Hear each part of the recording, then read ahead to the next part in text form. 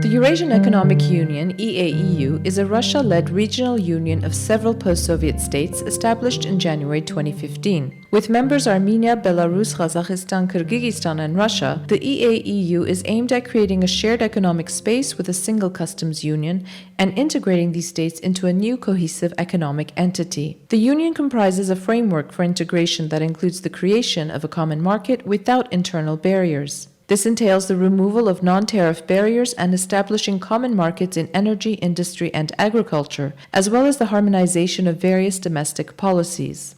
The EAEU is a project steered by Russia to engage with post-Soviet countries. While members had good reasons to join the union, thus allowing it to expand, the union arguably benefits Russia the most, fulfilling an implicit role as the Eurasian alternative to the EU, a framework for imposing on neighbor states a geopolitical choice between close ties with the West or Russia. Each member had its own reason to join the EAEU.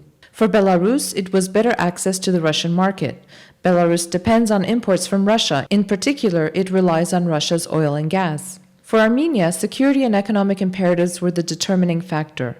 Russia provided economic enticements, such as reduced energy prices, and Armenia needed security guarantees in its long-standing conflict with Azerbaijan. In fact, after a brief meeting with Vladimir Putin in September 2013, Armenia's then-president Serge Sarkisyan unexpectedly announced Armenia's intention to join the Russian-led customs union, which then turned into the EAEU. This was surprising given that Armenia had been in negotiations with the EU to sign the association agreement for years and had completed negotiations just weeks prior to the U-turn. However, Armenia was able to carve out a new accord with the EU, the Comprehensive and Enhanced Partnership Agreement. For Kyrgyzstan, it was its trade relationships with Russia and Kazakhstan. The country depends heavily on remittances from migrant labor in Russia, and thus having access to the Russian labor market and receiving financial assistance were key factors.